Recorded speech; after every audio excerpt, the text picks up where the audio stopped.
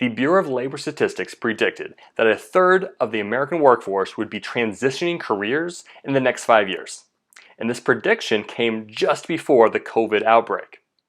Online learning is going to be key to this transition. Just like Zillow makes buying houses better and self-driving cars makes driving cars better, technology is going to make higher education better. Universities investing in the student learning journey, the student experience during that journey, and the value of that credentialing is going to be absolutely paramount. And the best thing is, nowadays with online learning, education is no longer based by geography. You can get the best education from the best resources anywhere in the world. Innovation with online education is going to disrupt this immensely.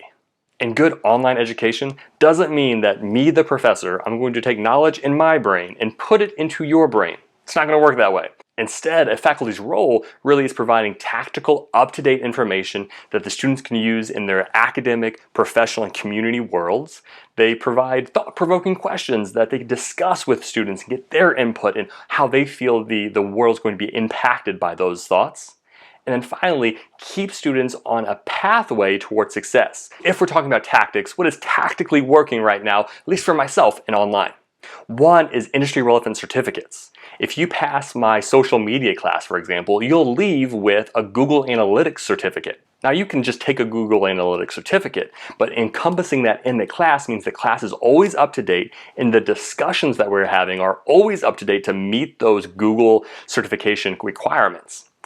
Outside of just the certificate, you obviously have to know the macro level of what these analytics are doing in the marketplace. We're doing really cool things with active learning online, where when I was an undergraduate, I had online classes. Online classes aren't a new thing by any means, but when I took them, they were a lot of pages. I just read a bunch and took a quiz. Read a bunch, did a discussion post, read a bunch, took a quiz.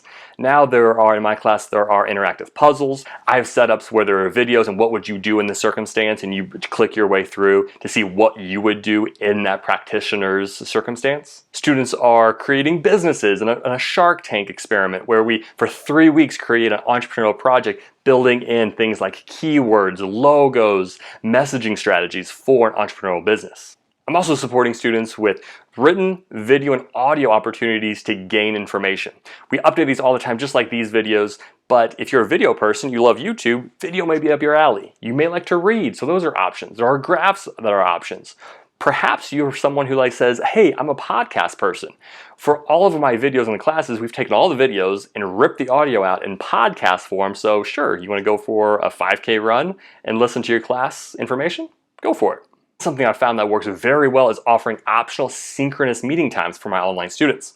For example, when I first became a professor, I thought all of my student meetings for office hours would be students coming to my office asking questions about social media metrics, persuasion, the future of media, public relations, advertising, things of that nature.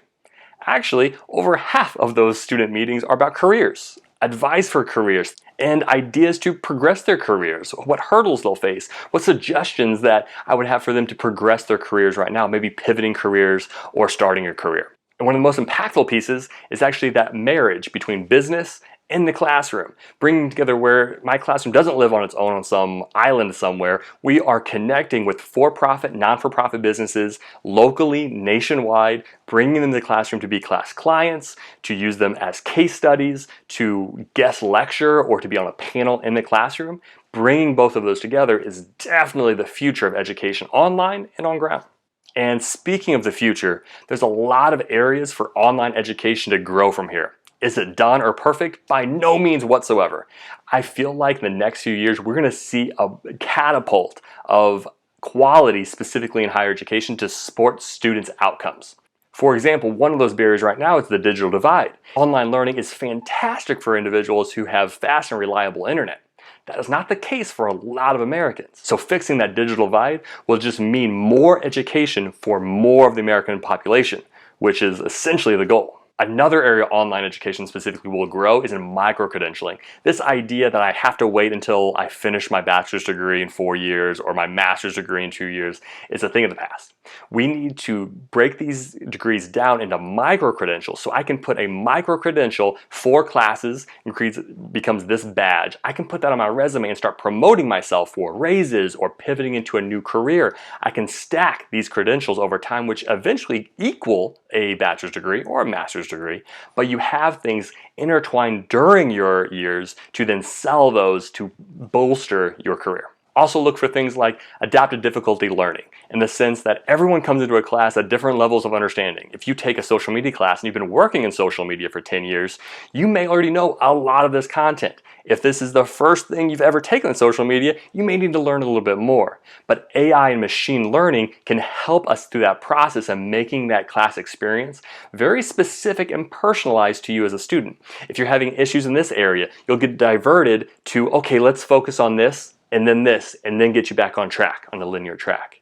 So this idea of adaptive learning is absolutely crucial to the perfect online learning. And then a perfect blend of asynchronous, synchronous, hybrid approaches to education is absolutely king. Perhaps at one point, a synchronous opportunity is really what's up your alley.